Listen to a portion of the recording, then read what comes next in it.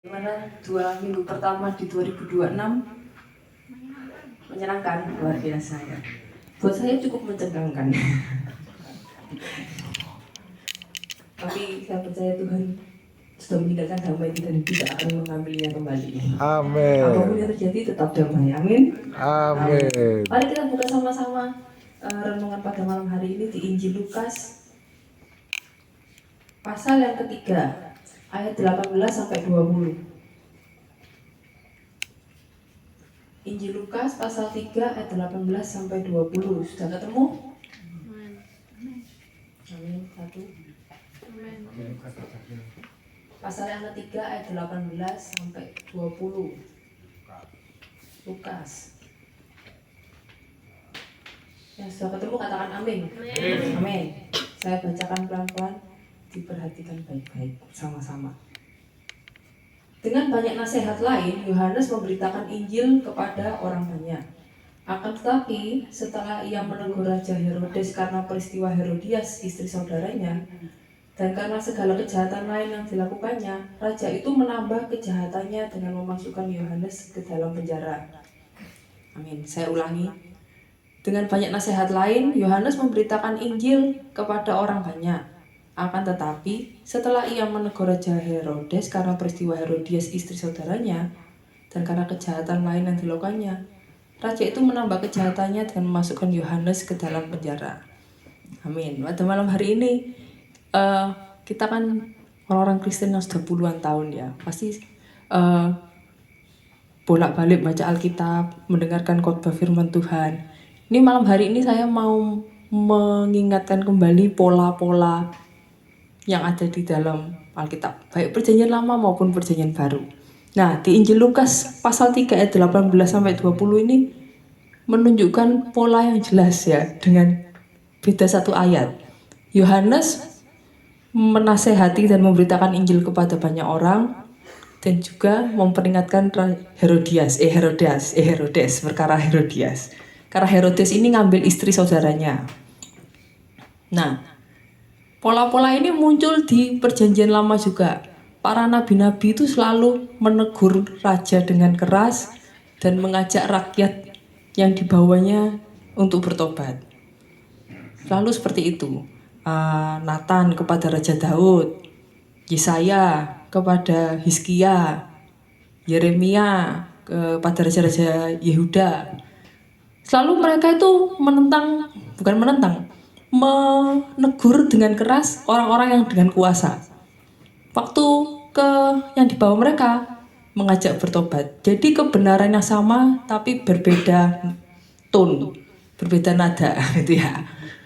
Caranya menyampaikannya berbeda. Begitu pula dengan Tuhan Yesus.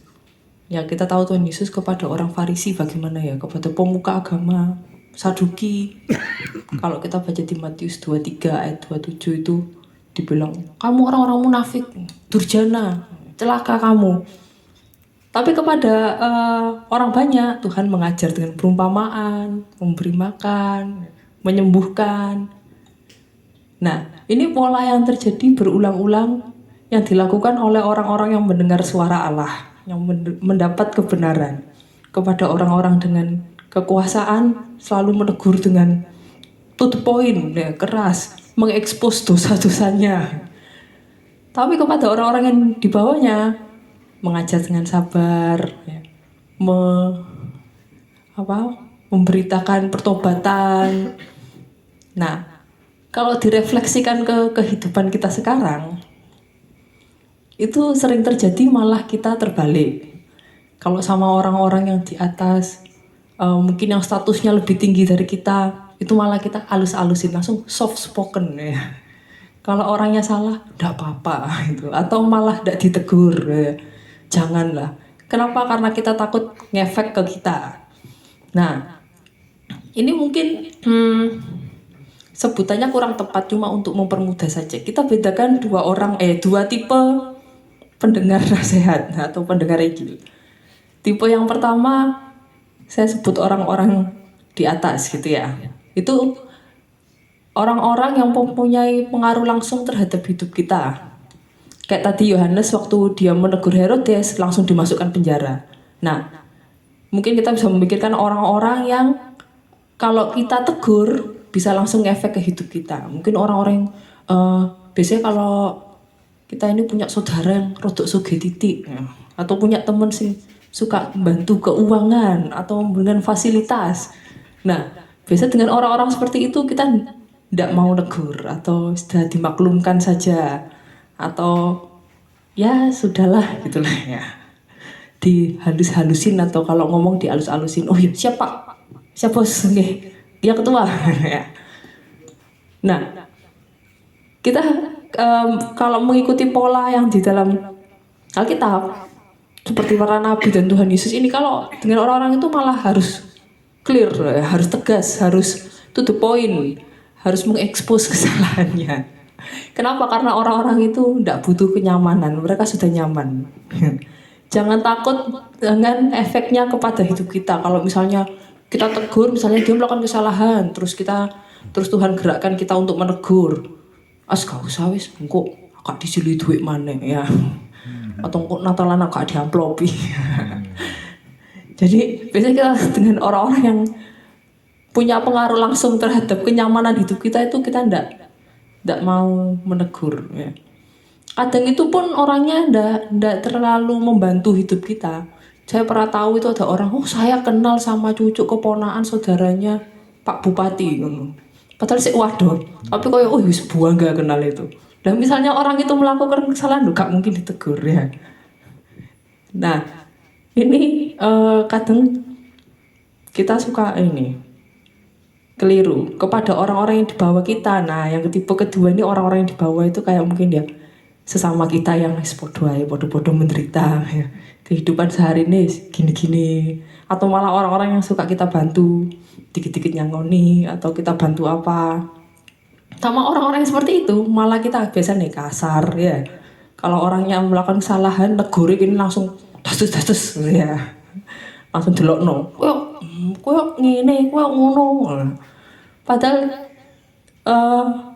pola di dalam Alkitab ini kepada orang-orang yang di bawah ini, orang-orang yang mungkin kita bantu dengan sesuatu yang kita punya atau yang sama-sama mengalami penderitaan dengan kita, itu harus kita sabar, malahan harus kita ngajar dengan mengajak bertobat gitu ya. Renungan malam hari ini saya tidak bermaksud untuk mencari-cari kesalahan, untuk mengajak saudara menegur semua orang, enggak. Untuk just in case, siapa tahu suatu hari nanti kita disuruh Tuhan atau Roh Kudus menegur seseorang, terus kita menegurnya dengan nada yang salah gitu ya. Kalau kita disuruh negur orang dengan yang statusnya di atas kita atau punya pengaruh terhadap hidup kita gitu, kita jadinya langsung permisi lupa, langsung di ini. Kalau nggak gitu nggak jadi wis, dimaklumkan malah ndak popo ya. Kayak gitu itu ndak apa-apa. Nah banyak ya yang seperti itu ya. Kalau yang melakukan kesalahan orangnya kaya, ganteng, ngono, untung sugih ya. Jangan saudara-saudara, kita harus meneladani Tuhan Yesus. Yang kepada yang itu jangan takut ngefek ke dalam hidup kita, karena kita lebih takut sama Tuhan daripada sama orang-orang itu. Amin. Amin. Amin. Katakan takut sama Tuhan. Takut sama Tuhan. Amin. Haleluya. Nah, kalau kita ini bedanya nabi-nabi palsu dengan nabi-nabi Tuhan. Ya. Kita buka di dalam Kisah Para Rasul. Kisah Para Rasul pasal 13.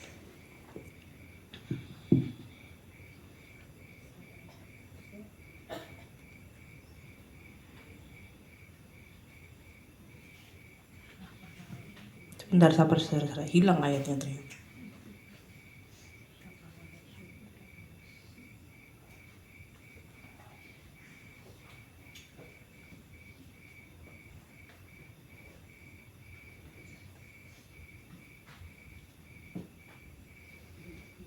Oh iya betul, Kisah Para Rasul pasal yang ke-13 ayat yang ke-6 sampai ke-7. Kisah Para Rasul pasal 13 ayat yang ke-6 sampai ke-7. Saya bacakan ya. Mereka mengelilingi seluruh pulau itu sampai ke Pafos. Di situ mereka bertemu dengan seseorang Yahudi bernama Bar Yesus. Ia seorang tukang sihir dan nabi palsu. Ia adalah kawan gubernur pulau itu, Sergius Paulus, yang adalah orang cerdas. Gubernur itu memanggil Barnabas dan Saulus karena ia ingin mendengar firman Allah. Nah, ini ciri-cirinya nabi palsu. Ini juga kita bisa pakai untuk melihat orang-orang yang kita anggap mungkin pemuka agama, mungkin pendeta atau siapapun itu. Biasanya mereka berkawan dengan orang-orang dengan kekuasaan gitu ya.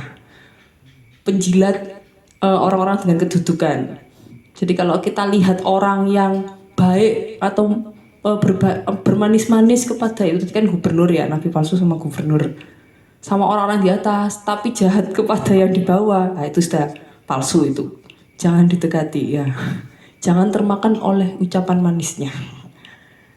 Kayak seperti nabi-nabi yang di sama Elia juga itu kan dia dekat dengan Ahab, nabi-nabi palsu itu. Jadi bedanya nabi-nabi Allah dengan nabi-nabi palsu, nabi-nabi Allah itu selalu tajam ke atas. Ya, bahasanya kan orang politik itu tajam ke atas, tumpul ke bawah, enggak gitu. Maksudnya kalau ke atas itu, kalau kepada orang-orang kekuasaan itu dia jelas menyampaikan, mengekspos segala sesuatu. Kalau kepada orang-orang di bawah mengajak bertobat. Jadi bukan memaklumkan kesalahan orang-orang di bawah juga, tapi ngajaknya dengan mengajar, dengan ayo pertobatan gitu ya. Nah ini kita bisa lihat untuk melihat orang-orang kan sekarang banyak ya mungkin di sosial media atau apa, orang ini bener apa enggak ya, orang ini genah apa enggak, ngomongnya kok wakeh kok yo oh kok temenan. Dilihatnya dari situ, dia baiknya kepada siapa. Dia kepada yang ke atas ini, kepada orang-orang dengan status yang tinggi ini menjilat atau bermanis-manis, atau baik kepada yang bawah ya. Biasanya kalau di zaman sekarang itu gayanya ngelokno presiden, apa ngelokno pejabat, yo. Tapi komen, kok wae diundang makan malam, selfie ini ya. Lemu Pak Presiden, seneng.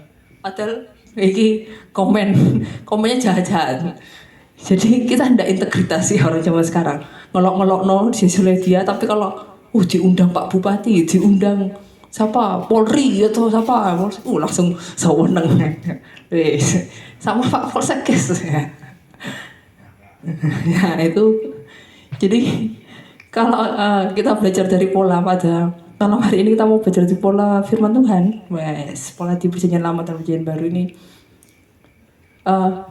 kita ke sama yang orang-orang di atas atau yang dengan status lebih tinggi atau orang-orang yang mempunyai pengaruh terhadap hidup kita, yang kita anggap orang ini pasti suatu saat bantu kita karena sudah pernah bantu kita, jadi tak andalkan gitu ya. Itu kalau kita mendapat firman Tuhan disuruh menegur orang ini, lakukan dengan jelas, jangan di sugarcoat, jangan ditutupi manis-manis ya dengan kata-kata ya maksudnya enggak gitu, jangan. Yang jelas, yang tegas. Tapi kalau kita memarahi orang yang di bawah, jangan dibodoh-bodoh, jangan langsung dijudge ya. Diajari dengan dikasih perumpamaan, maksudnya begini loh. Nah itu bedanya, jangan kebalik, jangan rancu. Nah itu karena Tuhan Yesus adalah teladan kita Bapak Ibu Saudara, dan Tuhan Yesus kita sudah tahu semua suka mengecam orang-orang yang power abuse. Orang-orang yang menyalahgunakan kekuasaannya ya, yang menyalahgunakan panggungnya itu. Sama Tuhan Yesus langsung diekspos ininya, dosanya dan kesalahannya. Tapi waktu sama pemungut cukai, sama wanita sundal, Tuhan Yesus gak pernah ngelok-ngelok korup kamu apa, ancen berzinah gini-gini, gak pernah Tuhan Yesus kayak gitu. Malah diajak ngobrol ya, makan ke rumahnya. Jadi kepada orang-orang yang di bawah ini, jangan kita karena kita merasa kalaupun kita tegur dia hilang gak ngaruh kok ke hidup kita. Jangan karena merasa kita gitu terus kita seenaknya menghakimi atau menegur dengan keras ya. Jadinya kita kalau sama di atas kan kalau tak tegur ngaruh ke hidupku, aku jadi tidak nyaman lagi ya kan. Karena nabi-nabi pun kayak Elia, dia negur Ahab diburu mau dibunuh ya. Semua nabi-nabi mengalami itu. Pasti waktu habis negur pasti ada efeknya. Kecuali Nathan karena Daud baik. Nah, jangan takut oleh konsekuensi kalau kita disuruh Tuhan menegur seseorang. Amin. Kita lakukan, kebenarannya tetap sama, firmannya tetap sama, Injilnya sama, cuma tone-nya yang beda. Jangan keliru, jangan kebolak-balik, jangan tabula balik. Amin. Mari kita meneladani Kristus. Tone itu apa? Tone itu nada bicara. Jangan kasar ke bawah tapi manis ke atas ya, malah sebaliknya itu. Jadi kalau sama orang-orang yang mungkin malah orang-orang yang merugikan kita, malah suka pinjam duit mungkin apa minta uang, itu biasanya kita suka malah kalau no salah titik langsung dihibietok ya, langsung dilokne, apa langsung ditegur, apa langsung diseneni. Soalnya kita merasa kita di atas dia. Jangan. Kalau sama orang-orang itu malah lu gosek ya, diajari, ditanyai dulu masalahnya apa, ya, berusaha dimengerti mungkin ya. Tapi kalau sama yang orang-orang yang sudah nyaman, nggak usah semakin dipernyaman ya. Kita harus memperjelas to the point, langsung ke intinya. Seperti itu Bapak Ibu saudara sekalian. Nah, malam hari ini kita semua diingatkan, kiranya mungkin ini mungkin tidak terjadi sekarang atau mungkin malah terjadi sekarang. Kalau Tuhan suruh kita menegur, ditegur dengan nada yang tepat. Amin. Karena Tuhan Yesus teladan kita semua. Kiranya firman renungan Tuhan malam ini memberkati kita semua. Mari kita tutup Alkitab kita. Kita berdoa.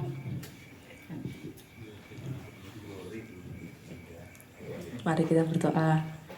Satukan hati kita. Terima kasih Bapa di surga, malam hari ini kami anak-anak-Mu boleh mendengar kebenaran firman-Mu. Kiranya Bapa, kami boleh mendapatkan hikmat dan boleh tahu apa yang harus kami lakukan sesuai dengan kebenaran firman-Mu ya Tuhan Yesus. Kami sungguh mengucap syukur karena di ibadah awal tahun ini kami sungguh bersukacita dan damai sejahtera-Mu menyertai kami. Dan kiranya sepanjang tahun ini kami boleh tetap melayani-Mu dan Engkau boleh menerima pelayanan kami. Demi Kristus yang hidup kami berdoa. Amin. Amin. Saya kembalikan.